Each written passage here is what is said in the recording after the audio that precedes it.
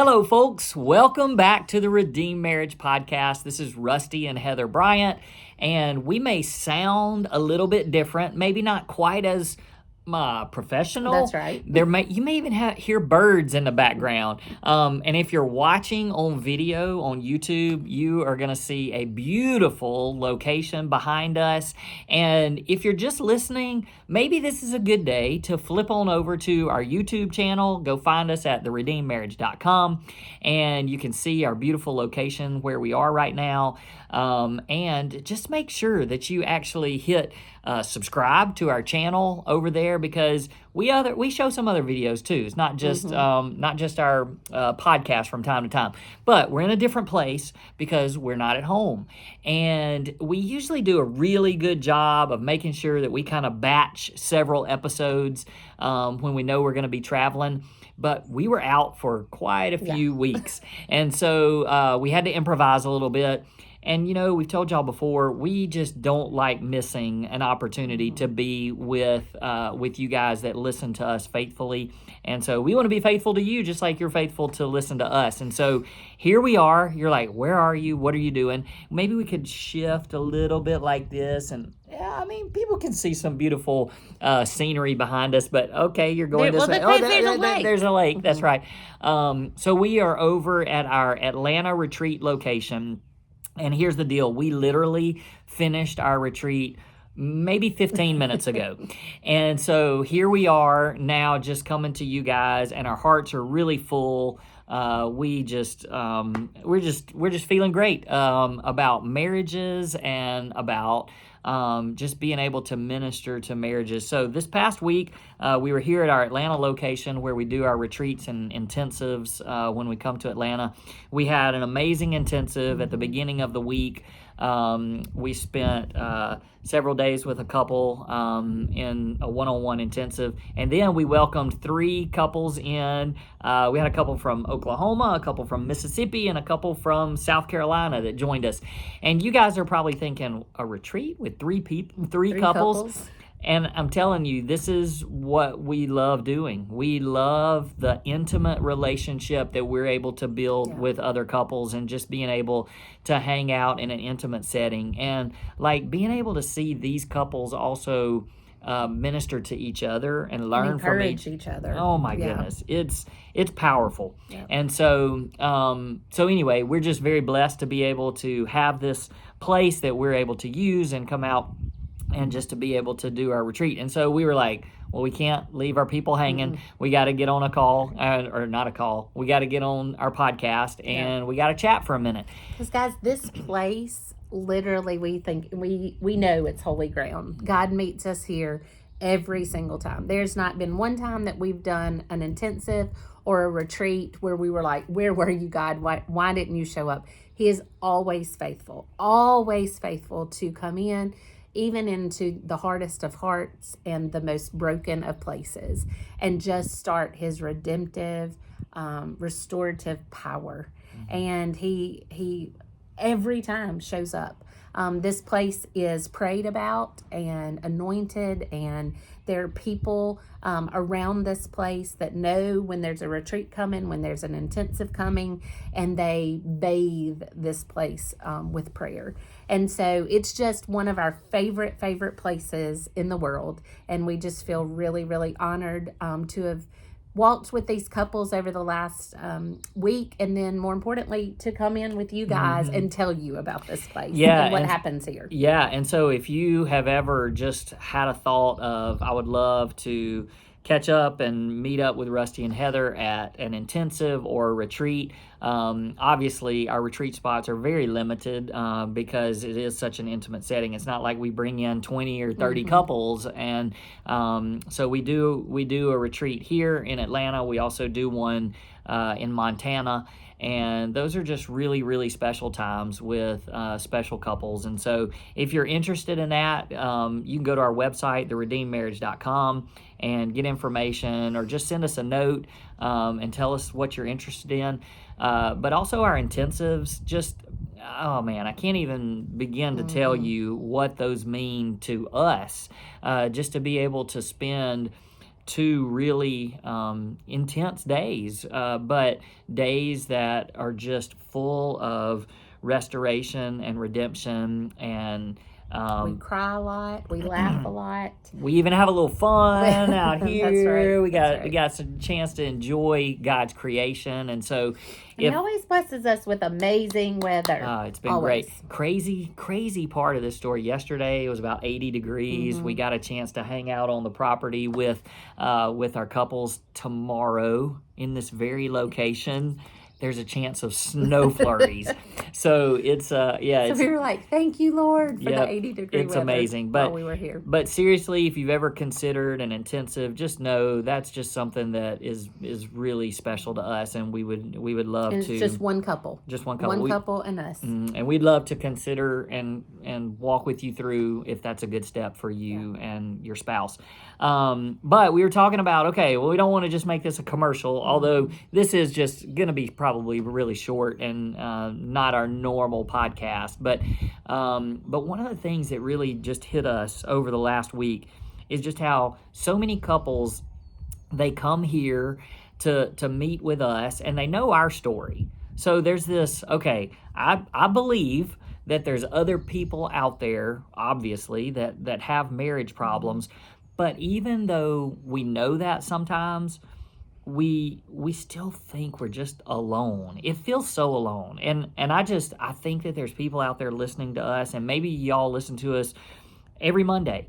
And which, by the way, so many more Another people couple. telling us that 5 they a.m. listen listener. at 5 a.m. And time zones might mess that up just a little bit, but I think that there's so many of you that listen, and whatever you're going through, it doesn't have to be infidelity like our story, but you just think we're the only ones. Like, nobody else could be going through something this bad. You know, I've said this before, but I related it again to a couple this weekend or this week, and I can remember when I was nursing Luke, our first child, and I can remember being in his nursery in my rocking chair, feeding him, and thinking, I'm the only person in the whole world that is awake at 2:00 in the morning. That's how I felt. And I knew that wasn't true. Like, I would go, Heather, that's dumb. You're not the only person in the world that's awake at 2:00 in the morning feeding a child or awake at all. But I convinced myself of that,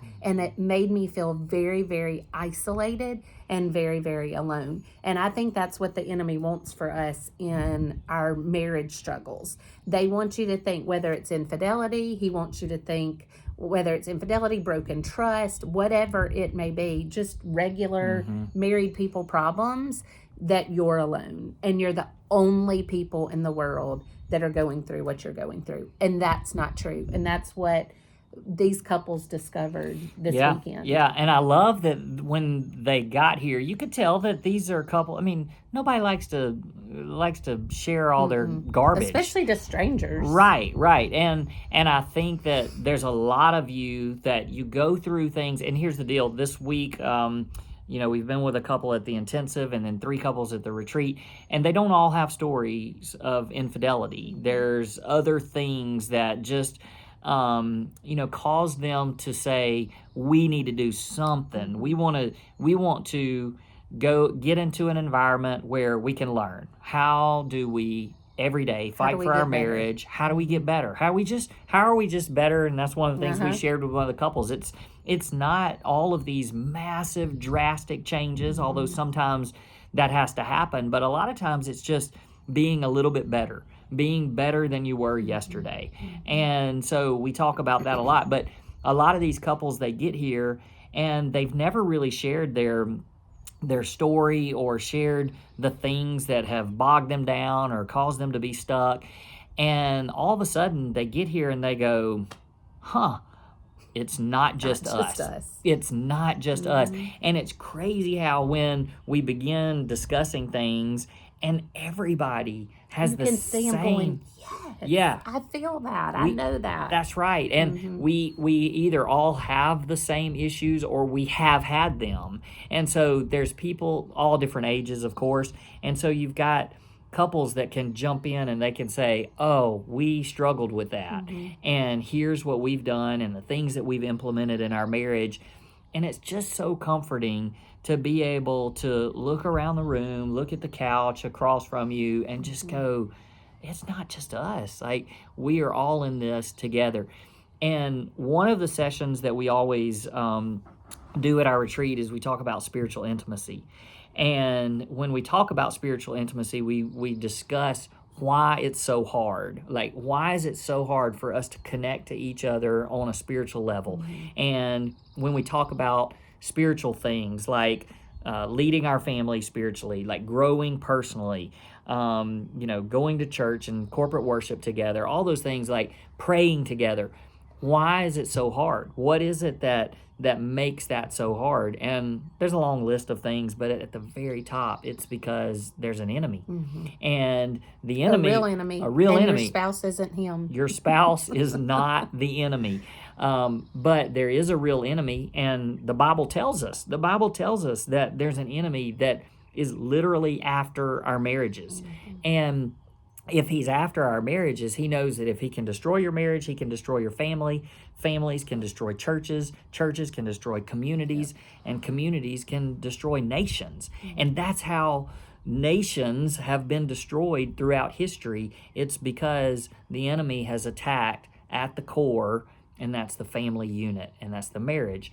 And so I just think that so many of us, we forget that there's a reason why all of this is hard, and we go through hard things, and it's because there's an enemy that's constantly trying to sidetrack us, constantly trying to get our focus off of our marriage and really focus on ourselves. And that was a word that kept coming up over and over this weekend, was selfishness.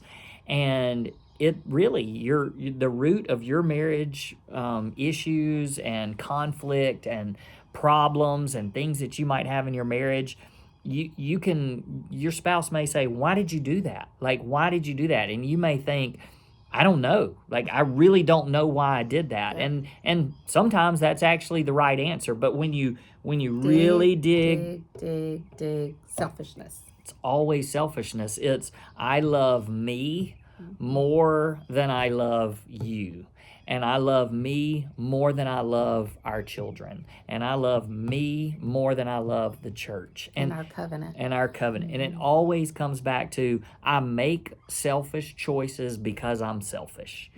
And that's every person that's alive. And so what do? Well, we have to battle it, and we have to fight that every single day, because that's the sin nature. That's the selfish sin nature that's inside of every one of us, and we can't make it go away. It's always going to be there. So it's a constant battle, a constant fight, a constant struggle.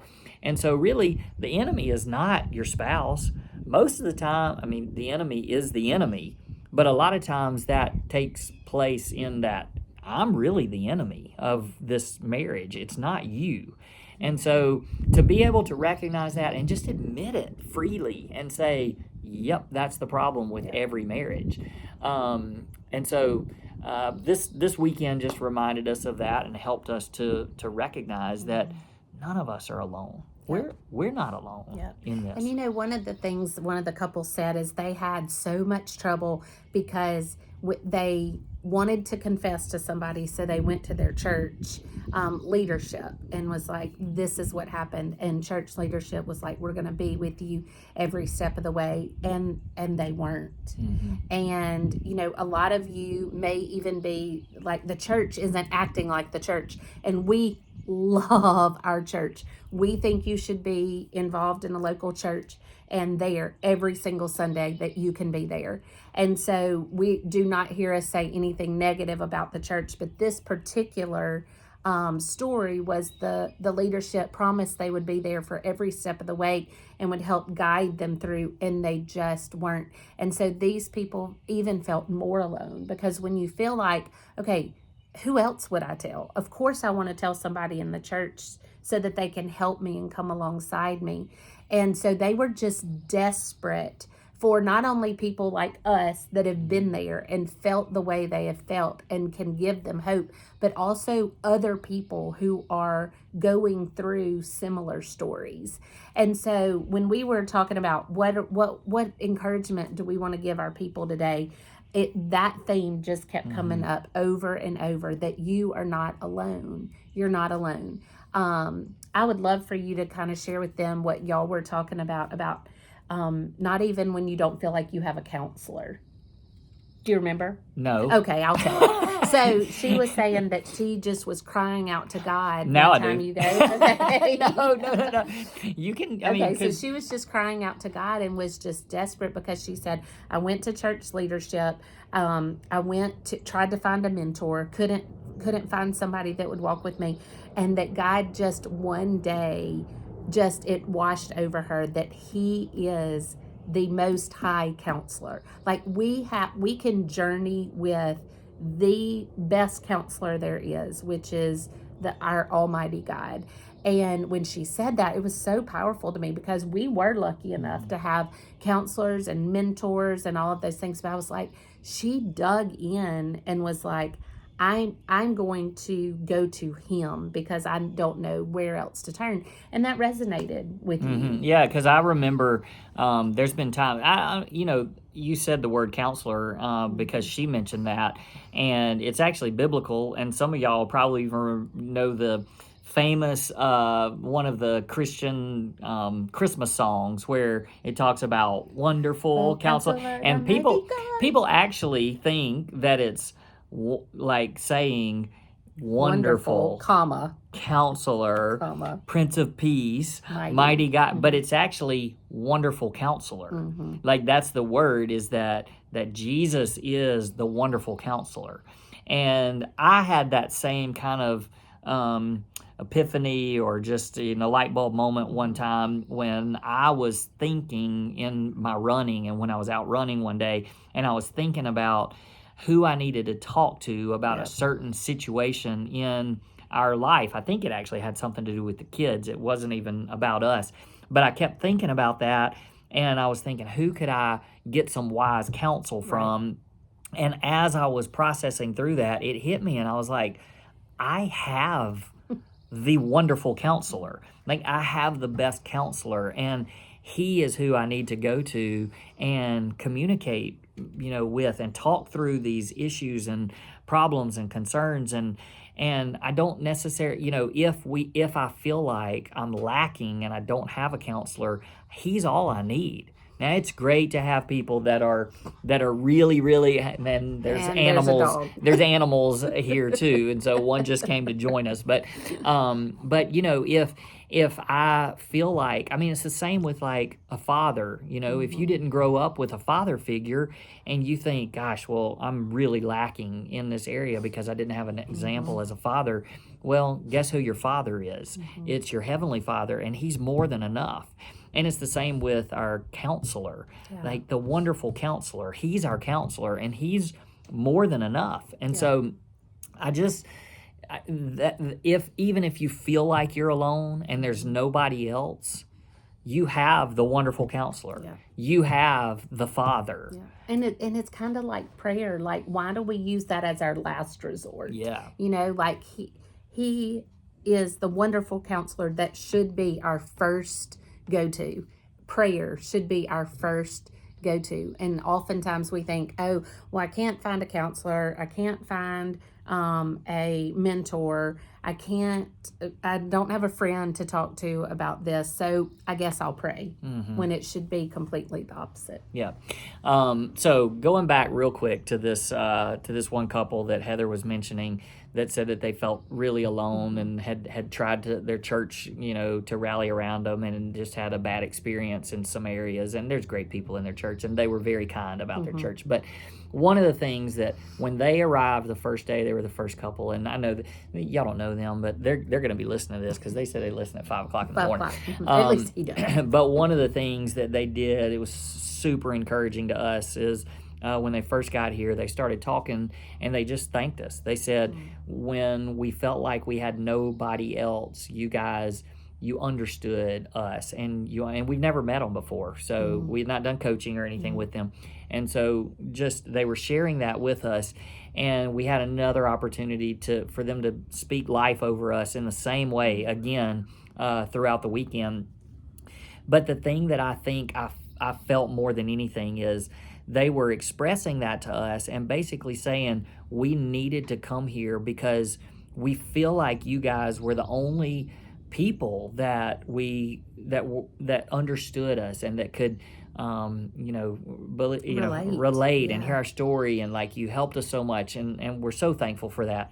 But what I think ended up happening is they sat down and there were two other couples where they were able to go, oh, you know what? We're not alone. And it's not just Rusty and Heather that know. That's right. And it's not just Rusty and Heather that understand. And so you guys, I know that there's other people out there because y'all have told us these things, and you come to us and you say, your podcast has meant so much. And again, that's all God. And we're so thankful for it. So we're not trying to promote ourselves or toot our own horns. But a lot of you have said, we tried, our church and counselors and, even other retreats and things, and we just feel like you guys can relate, and we don't know that anybody else can. And what we're trying to say through this whole podcast is there's other people that can relate. You just don't know them. Right. And you don't have the privilege and the honor and the joy of knowing them like we do.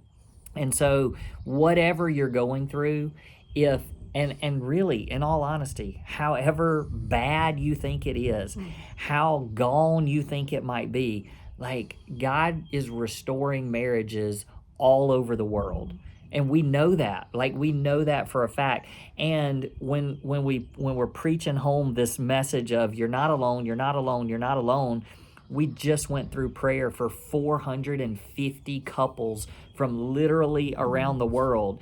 And when we read those, we can promise you and we can guarantee you, you're not alone.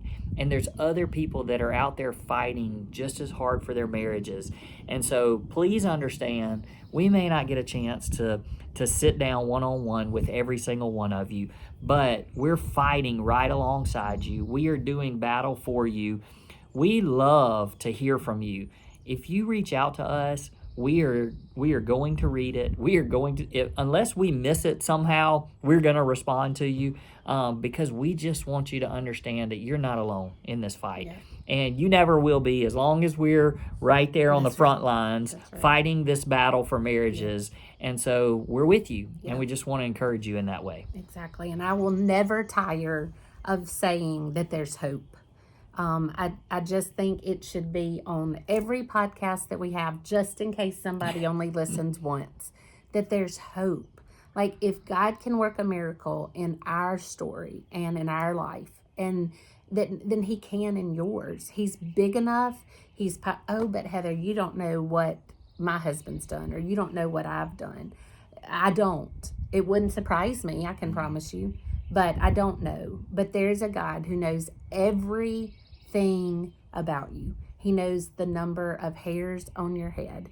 He knows everything about you, and yet he still loves you. What he did on the cross, he died for you, and it's enough. And he is powerful enough to restore and redeem whatever you're walking through. So there's hope. Yeah, for sure. Hey, thanks for joining us. We hope that one day you'll join us here. We'd love to be sitting out here on this back porch with you in one of our favorite places in the whole world. So hopefully we'll get a chance to do that. See ya. Peace. Peace.